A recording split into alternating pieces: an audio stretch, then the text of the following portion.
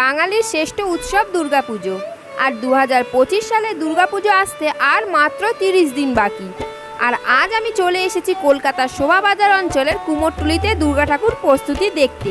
কুমোরটুলিতে পৌঁছে কুমোরটুলির এই রাস্তা দিয়ে বা গলিগুলো দিয়ে আপনারা যতই এগিয়ে যাবেন ততই দেখতে পাবেন বিভিন্ন শিল্পীরা তাদের নিজের হাতে করে প্রতিমা গড়ে তুলছেন। পুজোর আগে এটা দেখা কিন্তু একটা আলাদাই অনুভূতি, যা মুখের ভাষায় প্রকাশ করার নয়। বাংলার প্রতিমা শিল্পে অন্যতম উল্লেখযোগ্য স্থান এই কুমোরটুলি, আমরা সবাই জানি। বড় বড় প্রতিমা এখানে তৈরি হয়ে দেশ বিদেশ বিভিন্ন প্রান্তরে পৌঁছে যায়। সমস্ত কুমোরটুলি জুড়ে প্রায় 450 মৃৎশিল্পী তার প্রজন্মের পর প্রজন্ম ধরে এই কাজই করে চলেছেন। এখানে কিন্তু ছোট থেকে বড় সব ধরনের সব সাইজের দুর্গা প্রতিমা দেখতে পাবেন। আপনারা চাইলে কিনতেও পারেন।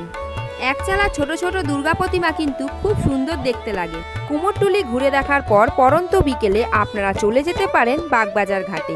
সেখানে কিছুক্ষণ বসে গঙ্গার হাওয়া খেয়ে সূর্যাস্ত দেখে নিন। পাশেই রয়েছে বাউন্ডুলে, সেখান থেকে বিকেলের পেট পুজো সেরে নিতে পারেন।